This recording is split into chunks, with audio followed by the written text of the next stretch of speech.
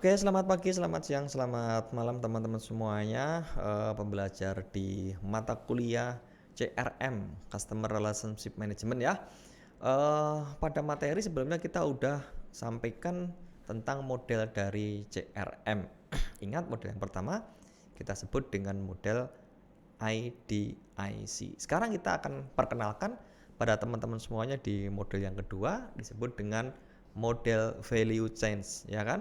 Di mana penjelasan singkat dari model ini, pada model CRM ini, pada model value change ini nanti akan ditopang oleh dua pilar utama ya. Tak ulangi, akan ditopang oleh dua pilar utama.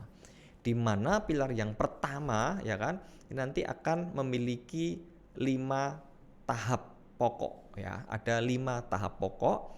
Kemudian pilar yang kedua akan didukung oleh 4 kondisi ya. Tak ulangi, akan didukung oleh 5 tahapan pokok dan akan ditambah dengan 4 supporting condition.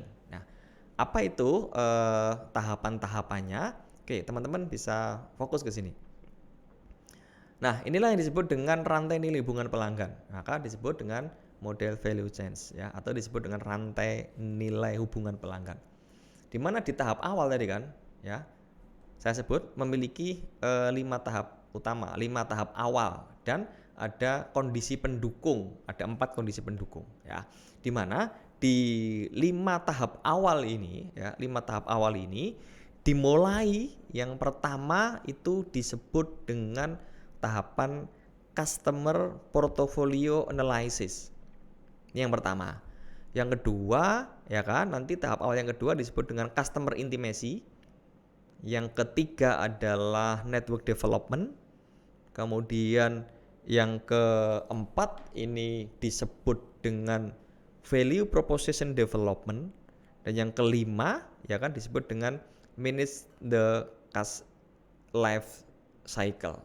Ya. Ini adalah tahap awal yang ada di rantai nilai hubungan pelanggan. Customer portfolio analysis berarti bagaimana kita di tahap ini kita akan mampu menganalisis portofolio dari konsumen kita. Kita akan mampu menganalisis portofolio dari customer kita itu apa atau siapa. Kalau kita kembali ke model yang pertama kan dimulainya dari tahapan identify. Tapi kalau di sini ya kan di tahap awal itu dimulai dengan customer portfolio analysis, menganalisis dari portofolionya pelanggan itu seperti apa. Nah, kemudian baru dilanjutkan dengan customer intimacy. Customer intimacy itu kan berarti bagaimana kita harus mampu memberikan kedekatan dengan pelanggan. Intimacy itu kan kedekatan.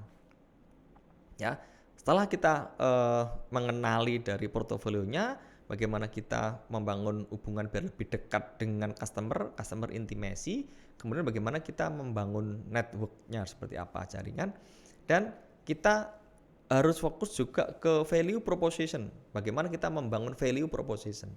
Kenapa kita mesti membangun value proposition? Ya karena apapun yang diputuskan oleh konsumen ya, apapun yang diputuskan oleh pelanggan atau konsumen itu beli produk apa ya, produk A, produk B atau produk C, itu kan pada prinsipnya dia ingin mendapatkan value. Dengan demikian berarti dari sisi pemasar ya dia akan menawarkan value. Nah, ketika antara yang ditawarkan sama dengan yang diterima value, ya value-nya itu nyambung dan value-nya yang kita tawarkan itu adalah bisa memberikan solusi atas permasalahannya pelanggan, yaitu nanti akan mampu membangun relationship yang bagus. Ya, jadi pada prinsipnya bagaimana kita bisa memberikan solusi terhadap permasalahan-permasalahan yang dihadapi oleh pelanggan kita. Karena konsumen beli apapun itu kan sebetulnya pelanggan itu ada masalah. Kehadiran kita itu harus memberikan solusi atas permasalahannya mereka. Tapi ingat ya, ketika hari ini ada satu konsumen itu punya satu permasalahan, nanti akan menawarkan solusi itu banyak. Yang akan menawarkan value itu banyak. Nah, tinggal nanti konsumen yang akan menentukan kira-kira dari produk apa, kira-kira dari brand apa yang memang mampu menawarkan value yang benar-benar memiliki tingkat keunikan, yang memiliki keunikan dan tidak dimiliki oleh produk-produk yang lainnya. Itu akan menjadi pilihan atau istilahnya disebut dengan unique value proposition kan. Bagaimana kita akan mampu memiliki keunikan dalam membangun value. Maka tidak hanya sekedar membangun value, tidak hanya sekedar membangun nilai yang nanti dampaknya adalah bisa membangun customer satisfaction, tapi bagaimana value yang kita tawarkan itu memang punya nilai keunikan. Nah, sehingga di sini nanti akan bisa membangun hubungan baik dengan customer. Nah, kemudian selain tahap awal itu tadi kita sebut ada 4 kan, ada 4 kondisi pendukung. Ya. Kita ulangi, ada 4 kondisi pendukung yang juga harus disiapkan. 4 kondisi pendukung itu ya, yang pertama ada leadership and culture, kemudian data and information technology, kemudian ada people dan ada proses ya.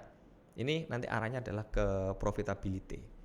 Jadi bagaimana leadership dan budayanya, kemudian bagaimana kita mengelola data ya, data yang bisa kita olah dengan sentuhan-sentuhan teknologi, dan bagaimana kita juga harus mengembangkan sumber daya yang dimiliki.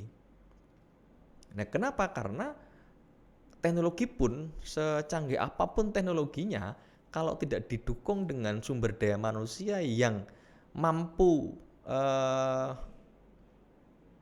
menggerakkan teknologi itu, mampu mengoperasikan teknologi itu, ya nggak ada artinya. Justru orang akan merasa terhambat. Padahal ingat, kehadiran teknologi itu kan memudahkan pekerjaan manusia. Tapi kalau ternyata dengan adanya teknologi justru itu menghambat, ya berarti yang salah adalah sumber dayanya. Berarti kita mesti siapkan juga kira-kira people kita itu seperti apa. Ya, kita latih orang-orang kita ya kan untuk mampu untuk bisa mengkolek data sampai mengolah data sehingga bisa menyajikan satu informasi.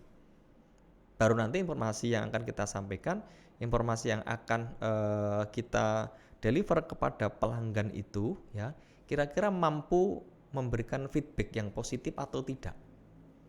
Ya, tak ulangi, kira-kira akan mampu memberikan feedback yang positif atau tidak, karena efektivitas dari sebuah komunikasi itu kan nanti ukurannya adalah ada atau tidak adanya feedback. Apapun jenis komunikasinya. Saya ulangi, apapun jenis komunikasinya nanti ukurannya adalah ada atau tidak adanya feedback. Ya, ketika memang ada feedback dan feedbacknya ini arahnya adalah ke positif, ya bisa dikatakan ini komunikasinya berjalan dengan efektif. Kemudian kondisi pendukung yang berikutnya itu adalah proses. Ya, bagaimana prosesnya? Nah, ini penjelasannya tadi kan di tahap utama secara lebih detail seperti ini. Analisa portofolio pelanggan, customer portfolio analysis, ya kan? Analisis terhadap basis pelanggan secara aktual dan potensial untuk pengidentifikasi. Maka di model yang pertama kan di identify, ya kan? Pelanggan mana yang ingin dilayani dan menghasilkan keuntungan, ya ini. Kemudian penjelasannya tentang keintiman pelanggan, customer intimacy itu kan bagaimana kita bisa lebih dalam mengenali dari pelanggan, kedekatan kita seperti apa, mulai sampai ke mengenali identitas secara lebih mendalam, riwayat, tuntutan, termasuk harapan dari pelanggan itu apa, ya kan? Kalau tadi juga udah kita sebutkan di model yang pertama itu kan kita bisa mengetahui kira-kira mereka itu butuh apa, mereka ingin apa, dan harapannya apa, ya kan? Kemudian di tahapan pengembangan jaringan, mengidentifikasi, menjelaskan, dan mengelola hubungan dengan anggota jaringan dalam perusahaan, ya kan? Jaringan itu bisa aja bisa primary stakeholder, bisa secondary stakeholder. Jaringan itu bisa di internal perusahaannya atau bahkan di lingkungan eksternalnya, baik eksternal mikro maupun eksternal makro. Ingat kan, jadi di perusahaan itu kan ada internal, kemudian ada eksternal mikro, ada eksternal makro, dan bahkan bisa aja nanti di yang paling luar itu adalah dimensi internasional misalkan, kalau kita udah sampai ke sana, ya kan? Di eksternal mikro misalkan ada supplier, kemudian ada mitra atau ada klien misalkan dan sebagainya. Bagaimana kita bisa mengembangkan jaringan. Kemudian tadi yang berikutnya adalah pengembangan proposisi nilai, ya. Berarti kita mengidentifikasi sumber-sumber nilai, value kan, value bagi pelanggan. Pelanggan itu pengen value apa, dan penciptaan satu proposisi dan pengalaman yang memenuhi kebutuhan dan harapannya dari pelanggan itu apa. Kemudian baru mengelola siklus hidup pelanggan, ya kan?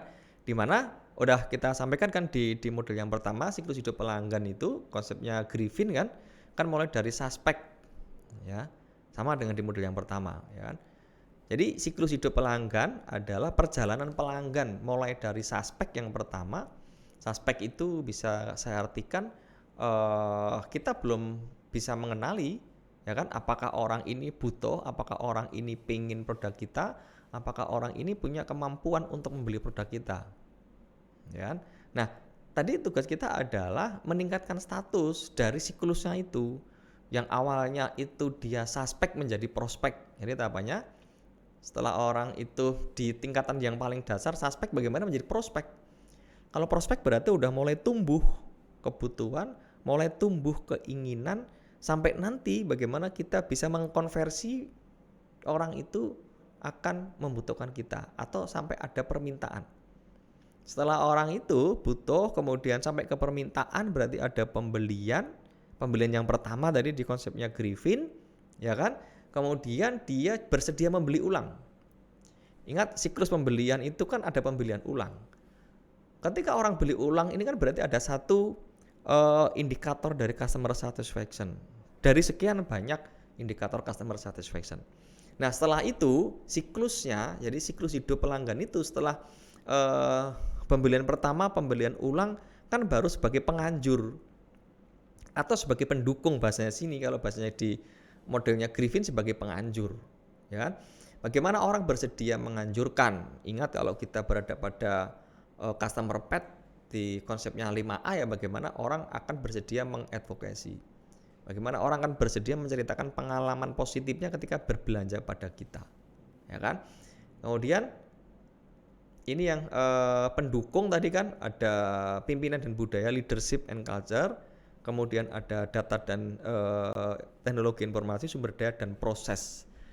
Oke teman-teman, ini model yang kedua ya yang bisa saya sampaikan di materi tentang model dari CRM atau model dari Customer Relationship Management. Ingat, saya kenalkan dua model. Model yang pertama ya disebut dengan model IDIC tadi, dan model yang kedua udah saya sampaikan di model value chain atau disebut dengan rantai nilai hubungan pelanggan. Ini teman-teman mudah-mudahan bisa bermanfaat ya. Nantikan untuk diskusi kita di kelas yang sudah terjadwal. Apabila teman-teman merasa ada beberapa yang perlu disampaikan, ada beberapa hal yang perlu didiskusikan, yuk kita diskusi bareng-bareng di kelas. Kita tunggu diskusi kita di kelas, dan saya kira untuk materi tentang model dari CRM saya akhiri sampai di sini. Terima kasih atas perhatiannya, mohon maaf atas segala kesalahan dan kekurangan. Saya akhiri, Assalamualaikum warahmatullahi wabarakatuh.